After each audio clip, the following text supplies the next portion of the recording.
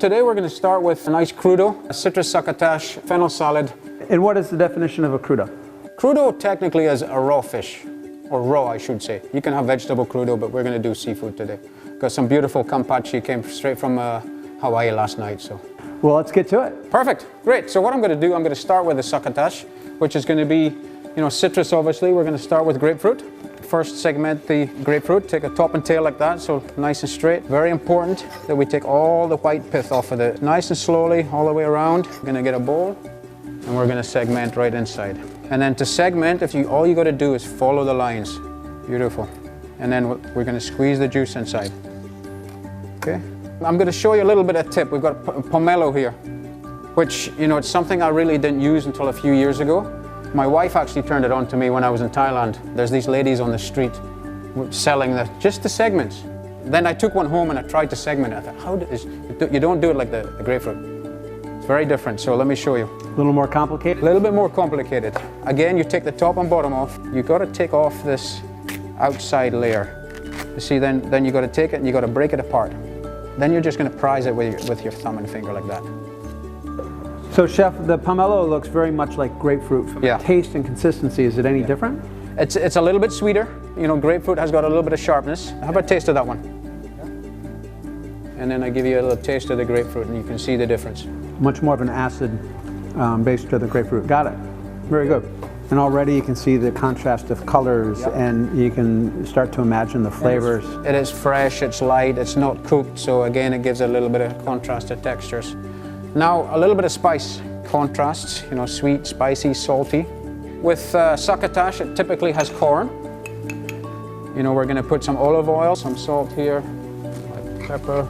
So something easy. Once we've got the succotash ready, we just want to, break it up a little bit. And infuse the flavors a little bit more. Yeah.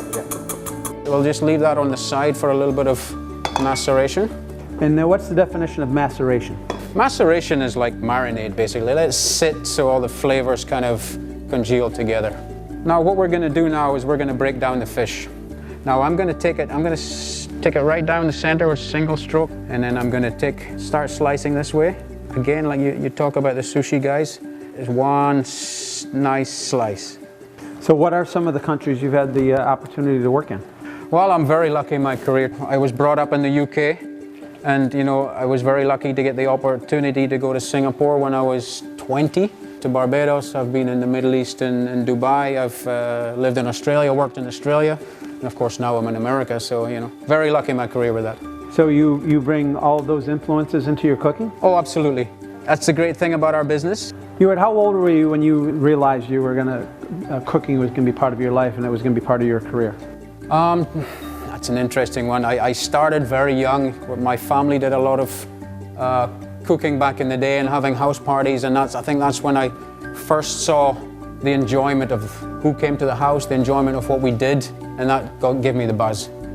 And so did you go and get education to cook, or did you learn all through hands-on? When I was 13, 14, doing my cooking at home with my father, he saw I enjoyed it, so he got me a job at the local restaurant washing pots and pans. And I just went from there. I never went to school. I went to school for hotel management, the management side, but not the physical cooking side. I learned that from scratch in the kitchens, working with the chefs, understanding, the good thing about cooking is you learn more from the failures than you do the good thing. So there's the seafood part of it.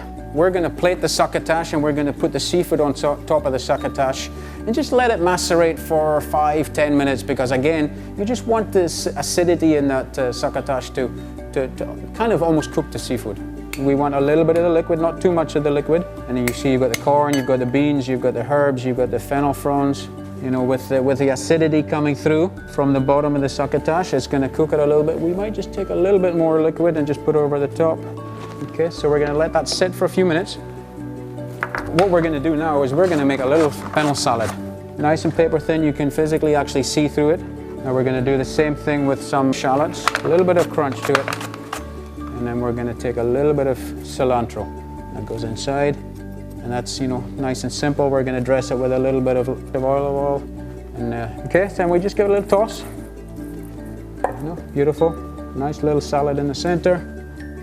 Again, that also gives it another complexity with the textures. Here's the finished dish. It's a seasonal crudo, which is beautiful hamachi kampachi from Hawaii, citrus succotash with corn, some seaweed, some candied cashew nuts.